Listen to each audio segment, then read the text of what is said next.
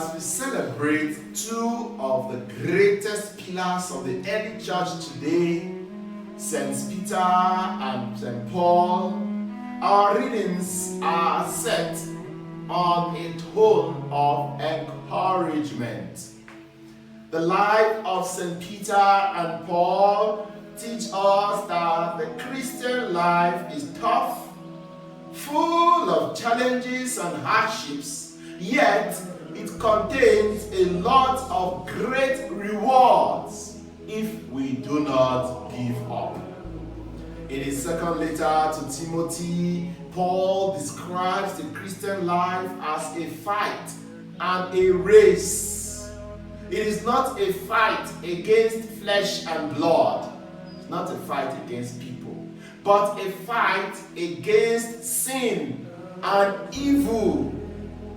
As such, it requires a certain dress code. A belt of truth, shield of righteousness, shoes ready to announce the gospel, helmet of salvation, the sword of the Spirit, and so on. Prayerfulness, attentiveness to God. Compare Ephesians chapter 6, verse 13 to 18.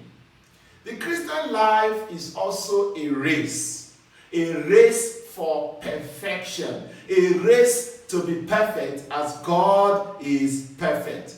And just as athletes exercise self-control in all things to receive a perishable wreath, we must discipline ourselves to win the imperishable crown of glory.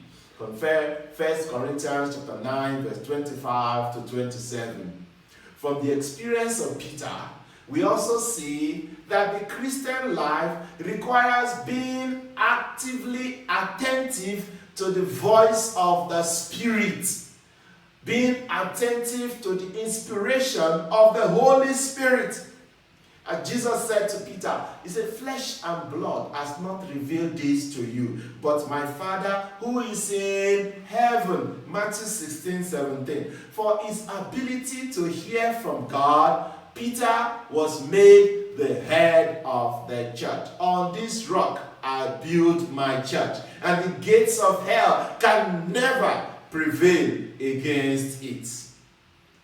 Peter, even though he was made the head of the church, it was not an easy task. It was a task that came with a lot of challenges. And in fact, Peter had to carry the cross to follow Jesus.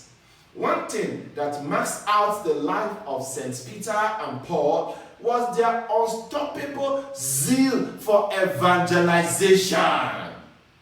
They were ready to sacrifice everything, even their own lives, for the sake of God. And that is why we are putting on Rent today. Both of them were eventually martyred for the sake of their faith. They suffered a lot, but God never abandoned them. On many occasions, they received angelic visitations and miraculous deliverance from the hands of their enemies. An example of this is presented in today's first reading. Do you feel called to this type of life? Let nothing discourage you. Of course, it is not an easy road. As Jesus said, narrow is the path and hard is the way that leads to life. Even though it comes with challenges, it comes with difficulties and hardships, it is the sweetest life I know about. Spreading the gospel by what we say and by the way we live our life. Because God constantly gives consolation. God makes a way. God makes it beautiful. And God will always be there to guide and direct you. May God bless His words in our heart.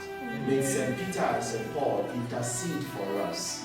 May our church continually be blessed by great men and women who will be willing, like St. Peter and Paul, to sacrifice everything for the sake of the gospel. We make this prayer through Christ our Lord. Amen.